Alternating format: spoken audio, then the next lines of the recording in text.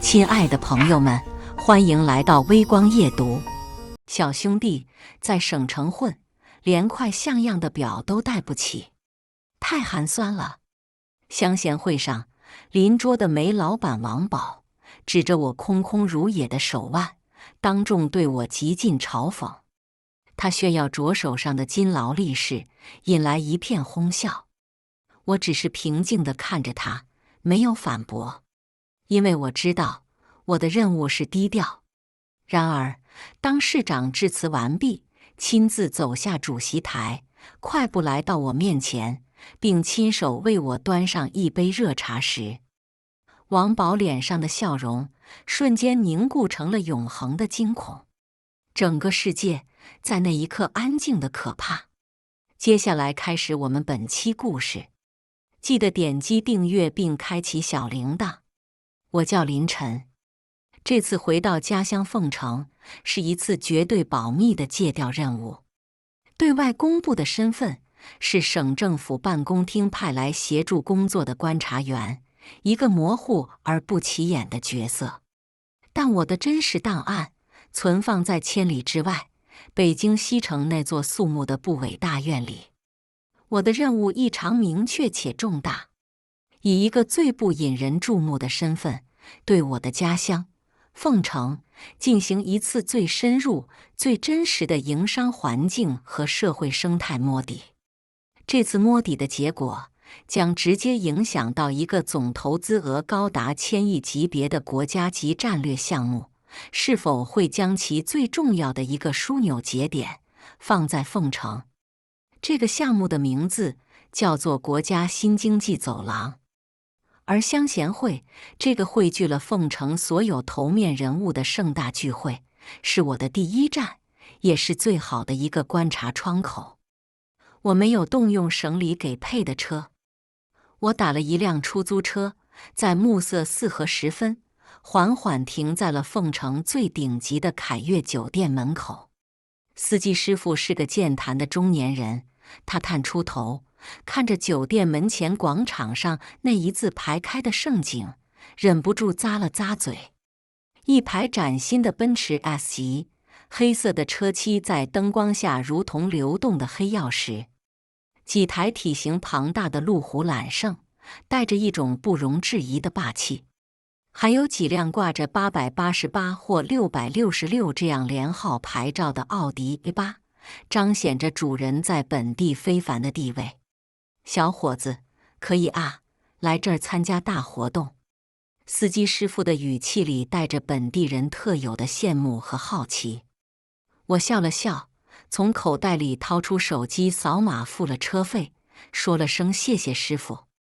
推开车门，一股混合着金钱与权力的热浪夹杂着晚风扑面而来。站在门口一排身着红色旗袍的迎宾小姐，脸上都挂着经过严格训练的弧度分毫不差的微笑。当他们看到我从一辆普通的出租车上下来时，那完美的笑容出现了一瞬间的凝滞。我完全能够理解他们的反应。我身上这套深色的便服是出发前妻子特意为我挑选并亲手熨烫的，面料考究，剪裁合身，穿在身上很舒服。它唯一的，也是最致命的缺点，就是从领口到袖口找不到任何一个能够被旁人一眼识别出的品牌标识。我脚上的黑色皮鞋是我自己擦的，亮到可以映出灯影。但鞋跟处那几道因为长期步行而产生的细微磨损，在凯悦酒店门前光可见人的大理石地面映衬下，显得格外清晰。我的这身行头与周遭那些衣着光鲜、手腕、领口、皮带扣上不经意间就闪烁着奢侈品徽标的人们，形成了两个截然不同的世界。一个酒店的保安目光在我身上停留了超过3秒，眼神里带着一丝警惕和盘问。我没有在意那些如同探照灯一般扫过来的混杂着审视、好奇与轻视的目光。我从夹克内袋里掏出那张烫金的邀请函，递给了门口的接待。接待人员看到邀请函后，脸上的那一丝疑惑立刻转为了职业性的恭敬，弯腰做了一个请的手势。我迈步走进了宴会大厅，巨大的水晶吊灯如同银河般悬挂在穹顶之上，流光溢彩，将整个大厅映照得如同白昼。光芒流淌在每一张铺着雪白桌布的巨大圆桌上，反射在精致的古瓷餐具和高脚杯的杯壁上，形成一片璀璨的光晕。空气中弥漫着一种复杂而独特的气味，有高端酱香型白酒开瓶后醇厚的酱香，有女士们身上价格不菲的法国香水那馥郁的芬芳，还有最重要的是人们在高谈阔论间吐息里带着的那股志得意满的名为成功的气息。这里毫无疑问是一个精心打造的名利场，一个用财富、地位、人脉和关系网密密麻麻堆砌起来的社交金字塔。我的座位在邀请函的背面用一行小字标注着36号桌。我环顾四周，很快就找到了他的位置。他在整个宴会厅的最角落，紧挨着一个通往后厨的侧门，旁边还摆放着一株巨大的散尾葵盆栽，几乎挡住了半个桌子。对于想要社交的人来说，这是最糟糕的位置；对于我来说，这却是最完美的位置。我安然落座，这个角度正好能将大半个会场的动态尽收眼底，而我自己又如同藏在暗处的观察者，不容易被任何人注意到。我拿起桌上的会议流程单，慢慢地翻看着。流程单的纸张很厚实，上面用宋体字印着一个个在凤城如雷贯耳的名字。他们是凤城的骄傲，是在外打拼成功、荣归故里的乡贤，是这座城市在各个领域最有影响力的一群人。主桌的位置在整个大厅的最中央，如同群星拱月，而被拱卫在最中心的那个人是一个身材微胖、梳着油亮大背头的中年男人。他穿着一件看似低调的黑色真丝衬衫，领口的扣子解开了3颗，露出脖子上挂着的一块硕大通透的翡翠平安扣，在灯光下泛着莹润的绿光。即便是隔着这么远，我依然能感受到他身上散发出的那种粗粝而张扬的生命力。他就是王宝，凤城煤炭行业的传奇人物，一个时代的弄潮儿。据说他靠着早年间惊人的胆识和对政策的精准把握，在煤炭价格飙升的黄金10年里，迅速积累了令人啧舌的惊人财富。他说话的声音洪亮如钟，动作幅度极大，每一个夸张的手势都会引来满桌人的喝彩与奉承。他就是这个名利场金字塔的塔尖。我静静地观察着这一切，调整着自己的呼吸，让自己彻底融入这片角落的阴影之中。我就像一个潜入深海的猎手，耐心等待着，观察着这片生态系统里的每一个动态。乡贤会按照既定的流程正式拉开了帷幕。市里的主要领导上台致辞，感谢各位乡贤对家乡发展的贡献。几位德高望重的企业家代表也上台发言，回顾艰苦的创业历程，展望美好的未来。整个会场洋溢在一片祥和、热烈而又充满正能量的氛围之中。酒过3巡，菜过5味。随着酒精的挥发，会场里那种刻意维持的拘谨渐渐褪去，气氛开始变得真正的活跃和真实起来。王宝显然是喝高了，他红光满面，端着一个盛满茅台的分酒器，带着他那几个最心腹的跟班，摇摇晃晃地站了起来。他要开始巡视了。这似乎是他每次参加这种宴会时的保留节目，一种彰显他江湖地位和掌控力的独特方式。他走到每一桌，那一桌的人便会全体起立，争先恐后地向他敬酒，说着各种奉承的话。而他则会根据桌上人物的分量，或是一饮而尽，或是浅尝辄止，甚至只是用杯子碰一下，其中的分寸拿捏，展现着他粗中有细的社交手腕。他的脚步和他那喧嚣的随从团，最终停在了我们这寂静的36号桌旁。桌上原本在小声交谈的几个人，立刻像被按了暂停键一样，有些局促不安地站了起来。他们纷纷举起酒杯，脸上堆着讨好的笑容，向这位奉承的财神爷敬酒。王宝的目光如同巡视自己领地的雄狮，在我们这一桌每个人的脸上扫过，最后他的视线牢牢地定格在了我这个唯一的生面孔上。他眼神里的那种审视，冰冷而直接，不带任何掩饰，就像屠夫在打量一头待宰的牲口，迅速地在心里估算着斤两和价值。他没有直接对我说话，他似乎觉得那样会有失他王总的身份。他只是转过头，对着身边一个同样满身名牌的跟班，用一种半开玩笑的，却又足以让整桌人听得清清楚楚的音量，大声嚷嚷起来：“哎，我说老三，这世道是不是变了？现在这乡贤会的门槛是什么时候变得这么低了？怎么什么阿猫阿狗的都能混进来了？”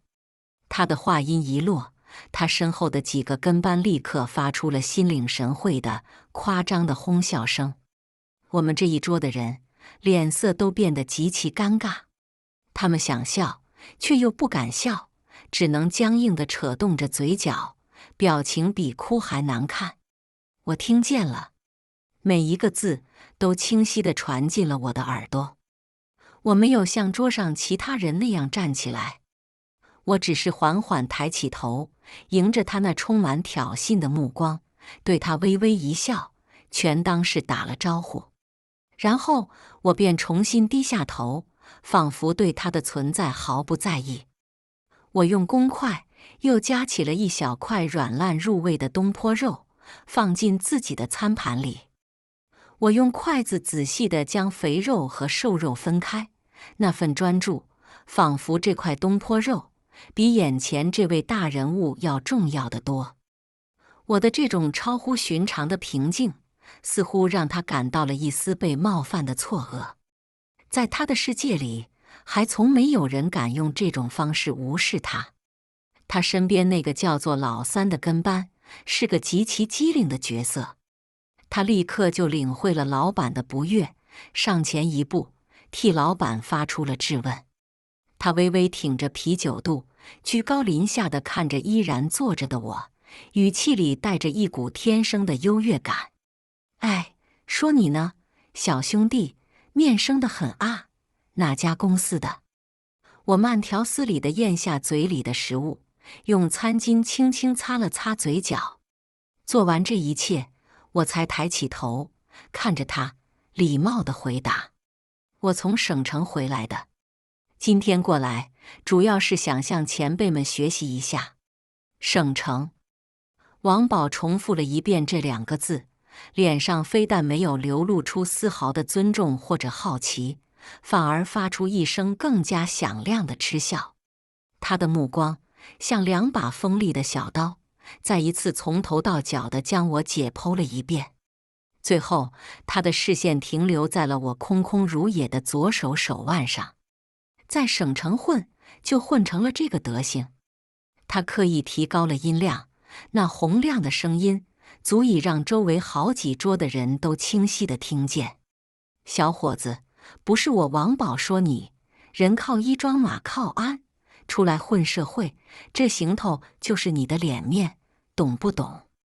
他猛地抬起自己的左手，手腕上那只镶满了璀璨碎钻的金劳力士，在宴会厅的水晶灯光下，闪耀着令人目眩的、近乎野蛮的光芒。看见没？这叫身份，叫实力。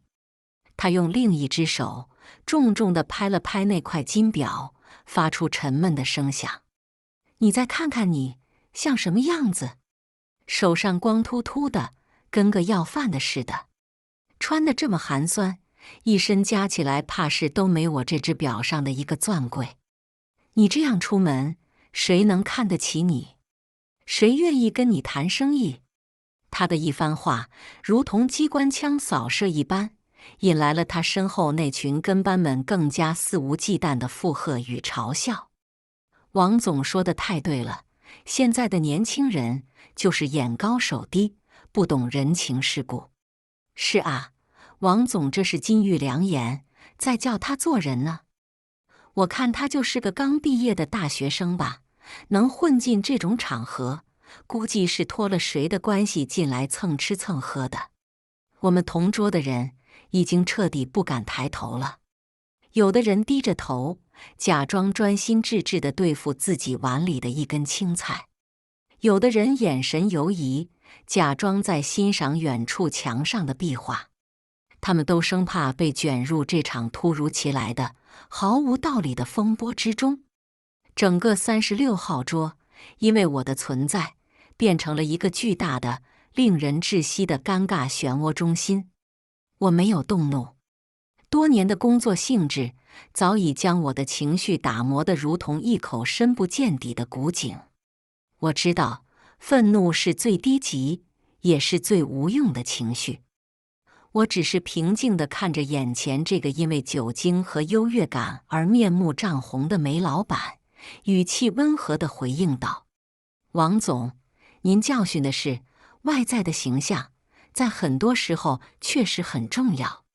不过，我个人有一个不太成熟的看法，我觉得内在的东西可能比外在的要更实在一些，也更长久一些。”我的语气很真诚，没有丝毫的讽刺，像是在与他认真地探讨一个哲学问题。可这番不卑不亢的话落入王宝的耳朵里，就变成了彻头彻尾的不识抬举的狡辩和挑衅。他脸上的笑容瞬间消失得无影无踪，取而代之的是一种长期身居高位、权威被人挑战后本能的暴怒。内在能当饭吃，能换成钱花。他把手里的分酒器重重地往桌上一顿，透明的玻璃杯里，昂贵的茅台酒液溅出了不少，洒在了雪白的桌布上，晕开一片狼藉。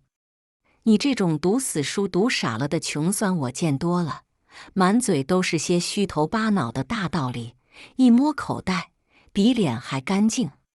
老子最烦的就是你们这种人。算了，算了。他极其不耐烦地摆了摆手，仿佛再跟我多说一句话，都会脏了他的嘴。跟你这种人说话，真是掉价。他转过身，像一只得胜的公鸡，带着他那群趾高气扬的跟班，摇摇晃晃地走向了下一桌。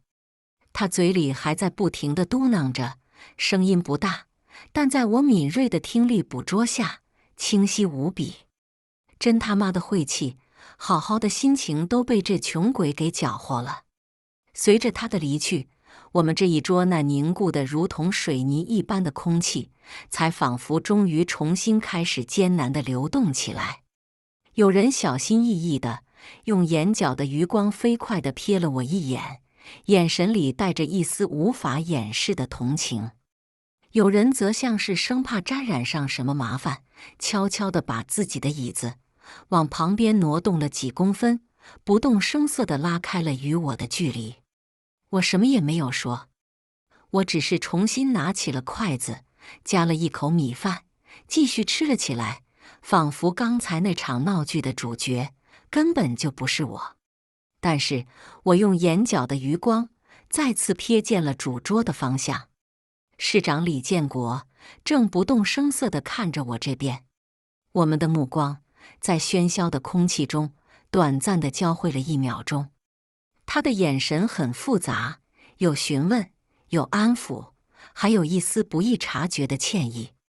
他向我微不可察地点了点头，然后便若无其事地转过头，继续和身边的客人谈笑风生。我知道他看懂了刚才发生的一切，他也比任何人都清楚我的任务以及我隐匿身份的必要性。很快，到了市长李建国上台致辞的环节。他是一个极其精明强干的政治家，50多岁的年纪，目光锐利，精力十足，说话带着一种不容置疑的穿透力。他的讲话没有半句官话套话，充满了激情和感染力，为在座的所有人描绘了一幅宏伟壮丽的凤城未来发展蓝图。各位乡贤，各位凤城的老朋友、新朋友，我可以非常负责任地告诉大家，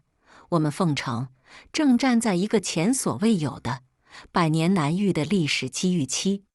有一个巨大的、宏伟的、足以彻底改变我们城市命运的国家级战略项目，正在进行最后的选址考察阶段。这个项目的名字，我相信在座的很多人可能还比较陌生，它叫做国家新经济走廊计划。台下响起了一片嗡嗡的议论声，显然，绝大多数人，包括那些自诩消息灵通的企业家，都是第一次听到这个名词。理事长停顿了一下，锐利的目光扫视全场，声音里充满了不容置疑的力量。我可以再向大家透露一点，一旦这个超级项目能够成功落地凤城，它所带来的将是数以千亿计的庞大投资，是数以万计的高端技术和管理就业岗位，是我们凤城整个产业结构脱胎换骨的涅槃重生。整个会场顿时安静了下来，所有人都被这宏大到近乎不真实的蓝图所深深吸引，呼吸都变得急促起来。理事长接着说，语气里带上了一丝恰到好处的神秘感。为了能够争取到这个千载难逢的机会，我们市委、市政府已经做了大量的前期准备工作。而且，今天我们也非常的荣幸，因为在座的各位之中，不仅有我们凤城引以为傲的各位商界翘楚，还有从上面、从省里，甚至从更上面的地方下来，默默地关心、考察着我们家乡发展的贵人。他说最后一句话的时候，他的目光似乎又一次不经意的，如同蜻蜓点水一般，朝我这个偏僻的角落轻轻地瞥了一眼。这个细节快到几乎无人能够察觉。坐在王宝那一桌的人，只当是市长在讲一些烘托气氛的场面话，根本没有人在意。王宝甚至还轻蔑地撇了撇嘴，对他旁边的一个酒肉朋友低声说道：“每年都听他画这种大饼，吹牛谁不会啊？再说了，真要是有什么贵人能安排到那个犄角旮旯里去坐着，你信吗？”他的声音不大，但我的听力经过特殊训练，每一个字都一清二楚地落入了我的耳朵里。我依旧面无表情，心里却觉得有些好笑。一个人的认知和格局，真的会像一堵墙一样，死死地局限住他的视野。在王宝的世界观里，权力和地位必须用最扎眼、最浮夸的方式来展示。比如主桌最核心的座位，比如前呼后拥的人群，比如手腕上那块恨不得闪瞎所有人眼睛的金表。他永远也无法理解，很多时候，真正的权力恰恰需要用最不起眼的外衣来隐藏。那是一种自信，也是一种纪律。理事长的讲话结束了，台下爆发出雷鸣般的热烈掌声。主持人满面春风地走上台，正准备宣布下一个优秀乡贤颁奖的重要环节。就在这个时候，刚刚走下主席台，准备回到主桌座位的理事长，却突然改变了方向。他快步走到了主持人身边，附在他耳边，用极低的声音迅速地交代了几句。所有人都看到了这一幕，主持人的脸上的表情在短短几秒钟内发生了极为戏剧性的变化，从一开始的职业性微笑变成了全然的惊讶，再迅速地转变为一种近乎肃然起敬的凝重。他握着话筒的手似乎都因为紧张而握得更紧了些。他清了清嗓子，那声音仿佛都带着一丝颤抖。他用一种比之前任何时候都要郑重100倍的语气重新开口，每一个字都掷地有声。各位来宾，各位乡贤，刚刚我们尊敬的理事长做出了一个临时指示，我们的会议流程将临时增加一个非常重要的特殊环节。全场所有人都安静了下来，上百道好奇的目光齐刷刷地射向了主席台。临时增加环节，尤其是在这种级别的官方活动中，是极其罕见且不寻常的。这背后一定意味着有大事发生。主持人深吸了一口气，仿佛接下来的话有千斤重。他的目光在台下迅速扫视，似乎在寻找着什么。下面就让我们用最热烈的掌声，有请一位特殊的客人，他就是来自省城的林晨先生。有请林晨先生上台，为我们分享一些来自上级的最新精神和重要指导意见。林晨这个名字如同一个投入死寂深潭的巨石，瞬间激起了滔天巨浪。整个宴会大厅先是陷入了长达3秒钟的死一般的寂静，紧接着窃窃私语声如同潮水一般从每一个角落蔓延开来，瞬间汇成了一片嗡嗡的海洋。林晨，谁是林晨？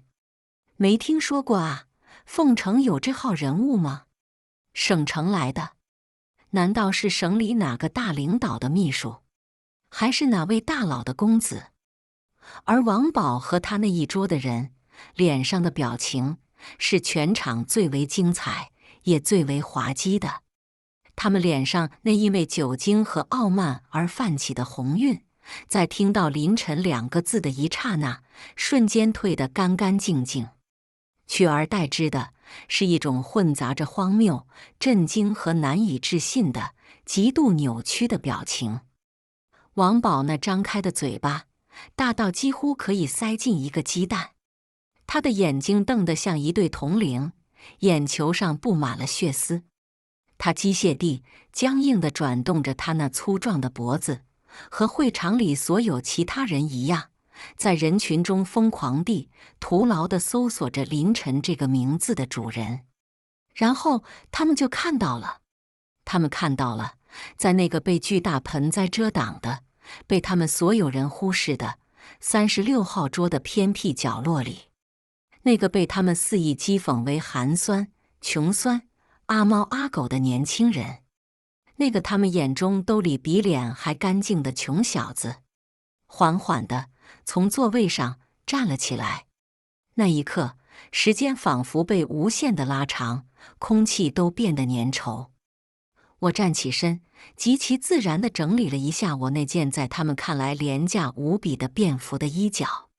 我的脸上没有一丝一毫的波澜，平静得如同一面古井的井水，仿佛即将要走上主席台，接受所有人瞩目的根本就不是我，而是另外一个与我无关的人。全场的目光，上百道视线，在这一瞬间像无数道强力聚光灯，齐刷刷地、不偏不倚的全部聚焦在了我的身上。那些目光里充满了最原始的疑惑、最强烈的好奇、最深度的审视，以及最不可思议的震惊。尤其是王宝，他投向我的那道目光里是一种混杂着极度荒谬和深度恐慌的剧烈震动。他无论如何也无法将眼前这个被市长亲自点名、要上台传达上级精神的神秘人物，与刚才那个被自己踩在脚下、肆意羞辱的穷酸形象联系在一起。这不可能，这绝对不可能，这一定是什么地方搞错了。我没有理会那些几乎要将我洞穿的目光，我迈开脚步，向着主席台的方向稳稳地走去。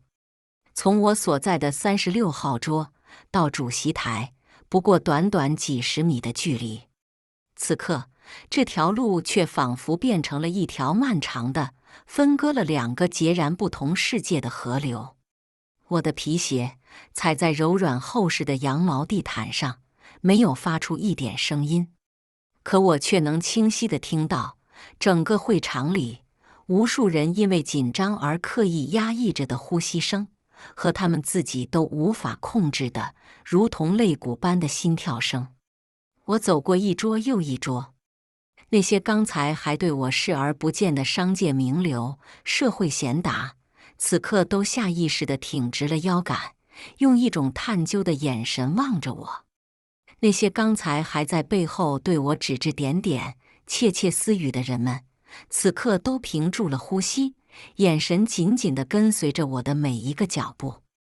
整个会场的气氛变得异常微妙，异常凝重。我离主席台越来越近了，10米、5米、3米，我已经能清晰地看到主席台边缘那3级铺着崭新红毯的台阶。我能看到主席台上市长李建国那张带着鼓励和期待的微笑的脸，我也能看到，在我的斜后方，王宝那张脸已经从最初的错愕变成了毫无血色的煞白。他身边的那些跟班们，一个个更是面如土色，额头上已经控制不住地渗出了细密的冷汗，在灯光下闪着油光。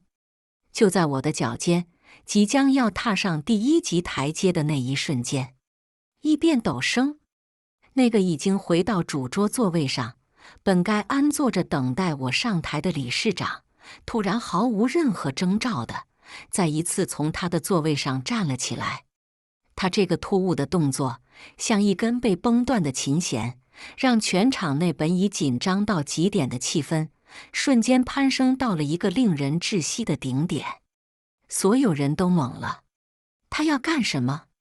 理事长没有走向话筒，也没有看台下的任何一个人。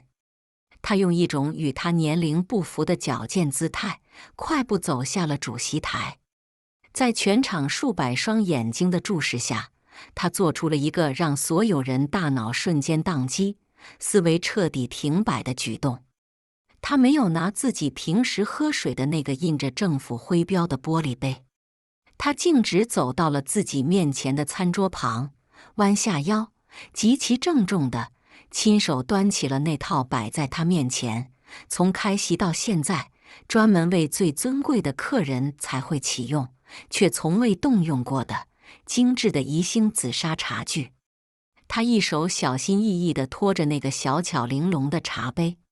另一只手则稳稳地提起了桌上那把造型古朴的茶壶，壶里装着的是专门为此次宴会准备的顶级武夷山大红袍。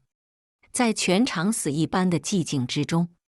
在王宝那双几乎要因为惊恐而突出眼眶的布满血丝的注视下，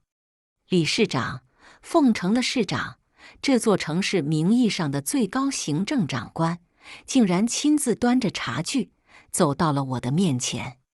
他停下脚步，身体微微前倾，对我做出了一个极为标准的，只有在接待来自京城的手握实权的级别极高的领导时才会用到的请茶姿势。他的姿态谦恭而又自然，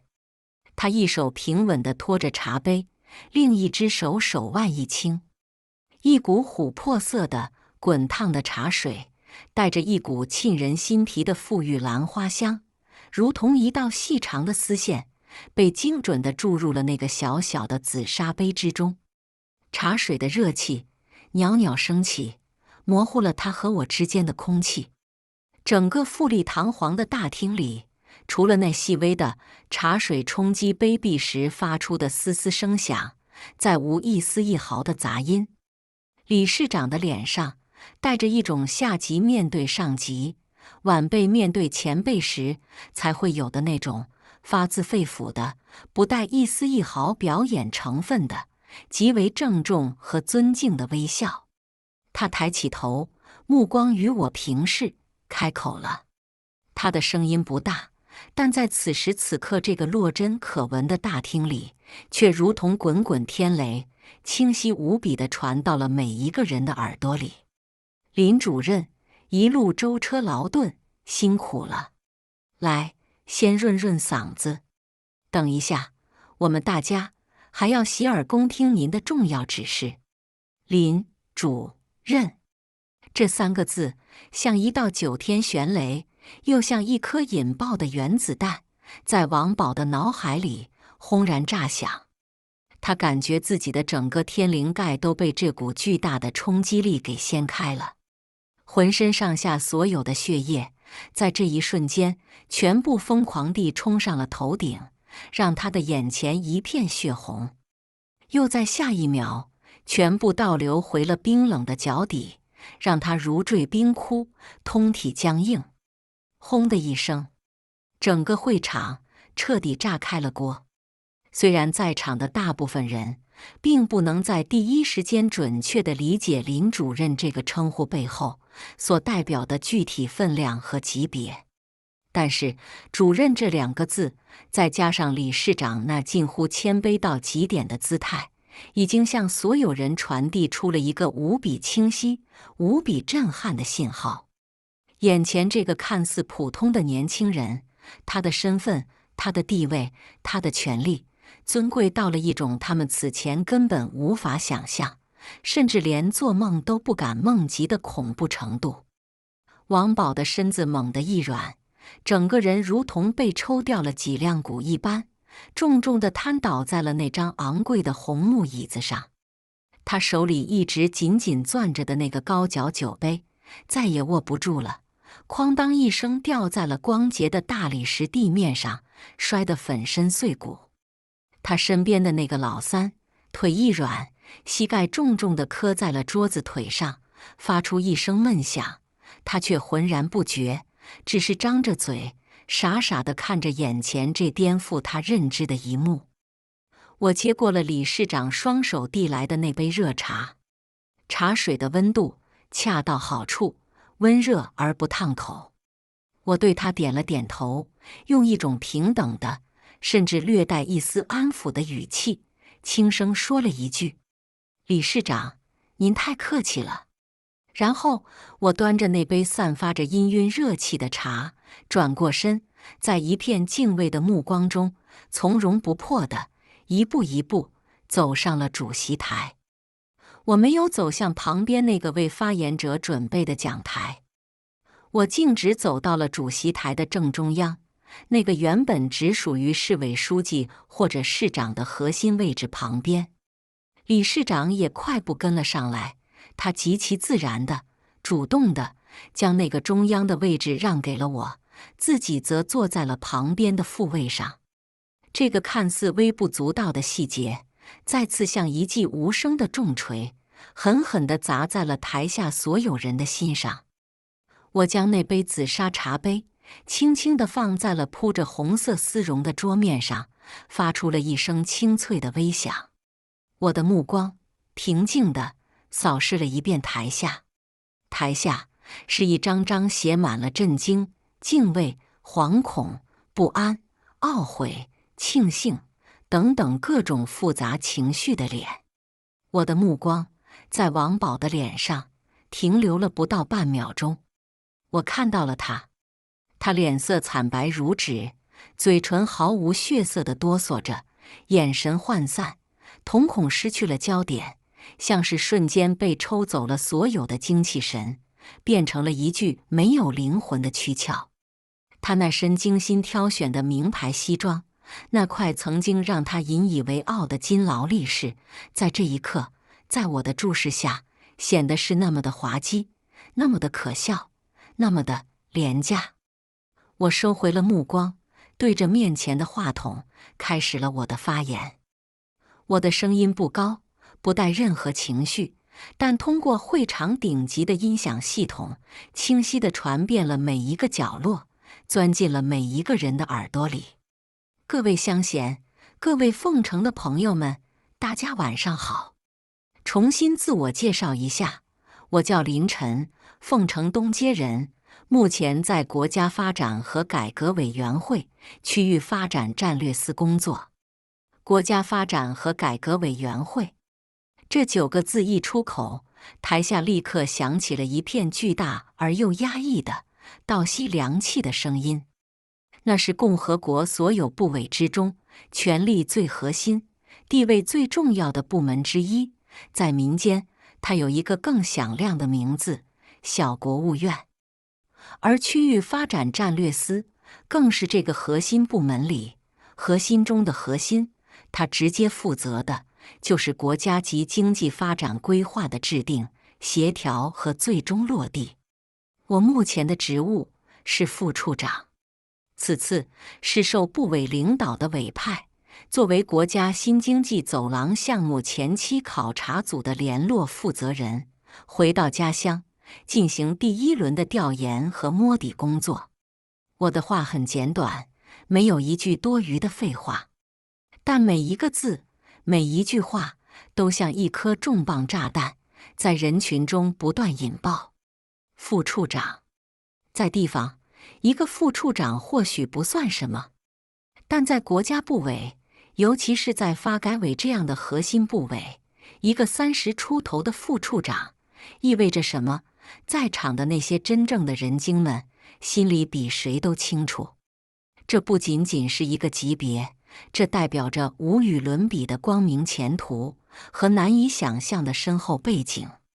联络负责人这个身份，更意味着对于这个足以改变凤城命运的1000亿级超级项目，我的意见，我的判断，我最终递交上去的那份调研报告，将起到至关重要的，甚至是决定性的作用。我说完了，我的发言完毕，谢谢大家。我对着台下微微颔首，然后便坐了下来，端起那杯茶，轻轻地抿了一口。全场先是短暂到诡异的沉寂，随即爆发出比之前任何一次都要热烈100倍、1000倍的掌声。那掌声排山倒海，经久不息。那掌声里充满了最极致的敬畏、最露骨的讨好和一种劫后余生般的庆幸。庆幸自己刚才没有像那个蠢货一样去触怒这尊真神。接下来的会议议程，已经没有人再有心思去听、去看了。所有人的注意力都如同被磁石吸引的铁屑一般，死死地集中在了主席台中央，我这个年轻的过分的林主任身上。之前那些对我避之不及，甚至悄悄挪动椅子的人，此刻正用最热切、最渴望的目光看着我，脸上堆满了近乎谄媚的笑容，只盼着我能往他们那个方向看上一眼。之前那些对我投来同情目光的人，此刻则用一种看神仙下凡般的眼神看着我，眼神里充满了无法理解的震撼。而王宝，他已经彻底变成了一尊风化的雕像，他一动不动地僵坐在那里，目光呆滞地看着前方空无一物的桌面，仿佛他的灵魂已经在刚才那几分钟里被彻底碾碎，抽离了他的身体。他终于明白了，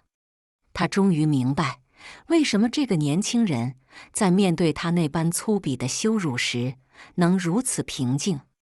他终于明白，为什么这个年轻人在面对他那块金表的炫耀时能如此淡然。那不是懦弱，不是清高，而是一种来自更高生命维度的彻底的无视。就像一头翱翔在9天之上的雄鹰，根本就不会在意地面上一只蚂蚁在自己头下的影子里声嘶力竭的叫嚣。他引以为傲的亿万财富，他赖以生存的所谓江湖面子，在那种代表着国家意志的绝对的权力面前，脆弱的，甚至连一层窗户纸都不如。他嘲讽我没有一块像样的表，可他现在才知道，我这样的人根本就不需要用任何外在的物质来证明自己的身份。我的存在本身就是身份的证明。他讥笑我穿着寒酸，可他现在才知道，我衣柜里挂着的每一套衣服都代表着不同的工作场合和严明的政治纪律。那是一种他用钱永远也买不到，也永远无法理解的规矩。他洋洋得意地炫耀着他那用煤炭堆砌起来的金钱帝国，可他现在才知道，我背后站着的是整个国家的机器。我的一个建议，一份报告，就足以决定他那个看似庞大的煤炭帝国未来的命运，是获得政策扶持，顺利转型升级，还是在下一轮最严厉的环保风暴中被彻底关停，化为乌有。巨大的、无边无际的恐惧和懊悔，如同冰冷的海水，从四面八方涌来，瞬间将他彻底淹没。他知道，他完了。他以一种最愚蠢、最狂妄、最不可饶恕的方式，得罪了一个他这一辈子都绝对不能得罪的人。会议终于在一种诡异、尴尬而又极度热烈的气氛中落下了帷幕。我刚一走下主席台，就被以理事长为首，包括几位副市长、各区区长以及一大群凤城顶级的企业家给团团围住了。林主任，您看晚上方不方便？时间再晚我们都等。我们班子成员想单独向您做一个小范围的专题汇报。林主任，我是凤城商会的会长张德海。明天不，今晚我们想代表凤城所有的民营企业家，单独向您汇报一下我们的发展情况和遇到的困难。无数张制作精美的名片，无数张谦卑而又热切的脸，像潮水一样向我涌来。理事长的秘书是个非常干练的年轻人，他立刻上前一步，张开双臂，客气而又坚定地为我挡住了大部分蜂拥而上的人群。各位领导，各位老总，实在不好意思，林主任一路舟车劳顿，确实需要休息了。大家有什么重要的材料，可以先交给我，我一定第一时间转交给林主任。我被簇拥着，在一群人的前呼后拥之下，向着酒店专门为正要开辟的贵宾通道走去。从始至终，我没有再往王宝的方向看哪怕一眼。这种彻底的、干净的、不留一丝痕迹的无视，远比任何当面的斥责和刻意的报复都更具毁灭性的杀伤力。我能清晰地感觉到那道粘在我背上的充满了绝望和乞求的目光，但我不在乎。